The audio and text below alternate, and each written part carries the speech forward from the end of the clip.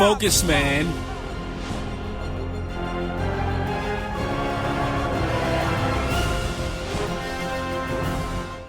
What's happening, everybody? Welcome to the channel.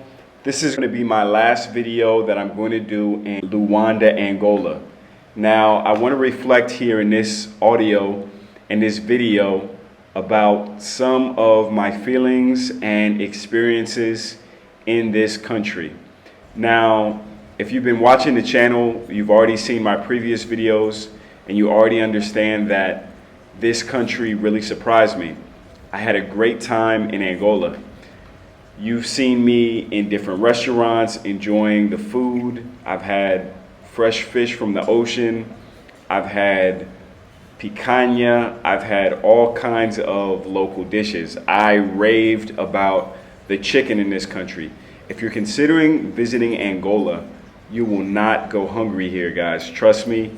Every meal that I had in the country was tasty. The sauces, the seasoning, everything was on point. Hit that like button. I'm putting in work out here. I swear to y'all, I'm putting in work.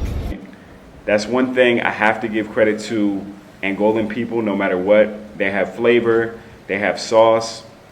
I've traveled to over 80 countries now, and I would say 60 to 62 of those countries, the flavors just really aren't there. They're not what I like, and it's a minor thing to some people, but you have to realize one thing you're going to do every single day is you're going to eat.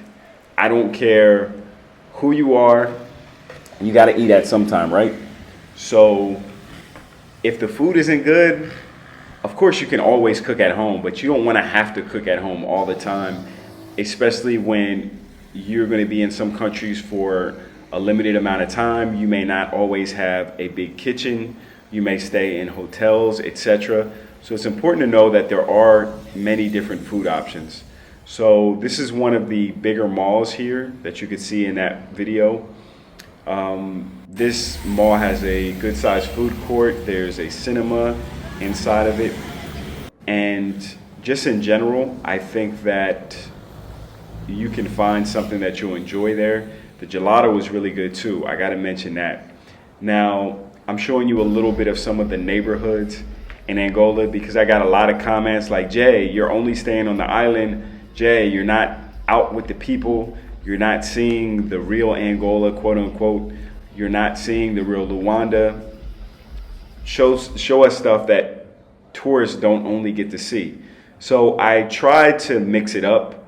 There was more footage that I had that unfortunately got lost, got destroyed, what have you. I don't have it for whatever reason, but from the footage that I am able to show you, I hope I was able to give you a pretty good feeling of what it's like to be in Luanda.